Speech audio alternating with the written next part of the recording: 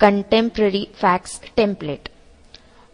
Microsoft word open केल्यानंतर फाईलवर click करून तुम्ही न्यू फाईल जेव्हा सिलेक्ट कराल त्यानंतर तुमच्या समोर अशा प्रकारचा डायलॉग बॉक्स ओपन होईल, ज्यामध्ये वेगवेगळ्या प्रकारचे डॉक्युमेंट्सचे फॉर्मॅट्स दिलेले आहे. त्यापैकी आपल्याला पाहायचं आहे लेटर्स अँड फॅक्सेस आणि त्यापैकी कंटेम्पररी फॅक्स हा ऑप्शन आपण पाहणार आहे. कंटेम्पररी फॅक्स या ऑप्शनवर डबल क्लिक केल्यानंतर तुमच्या समोर कंटेम्पररी फॅक्सचा फॉर्मॅट ओपन होईल, ज्यापैकी जी इन्फॉर्मेशन आहे ती तुम्ही एडिट करून त्या ठिकाणी स्वतःची इन्फॉर्मेशन ऍड करू शकता.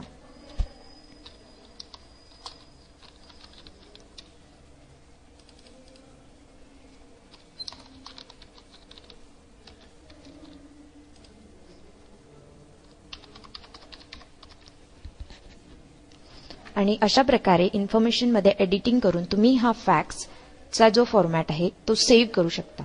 त्यासाठी फाईलवर क्लिक करून सेव्ह ऑप्शन सिलेक्ट करा किंवा टूलबारवरील सेव्ह बटनवर क्लिक करून तुम्ही फाईल सेव्ह करू शकता.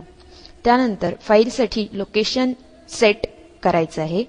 त्यासाठी तुम्ही वरचा जो ड्रॉप डाऊन मेन्यू आहे त्यावर क्लिक करून लोकेशन फाइंड आउट करू शकता. या ठिकाणी मी लोकेशन घेतलेलं आहे माय डॉक्युमेंट आणि त्यामध्ये मी fax1 असं फाईलचं नाव सेव्ह करणार आहे.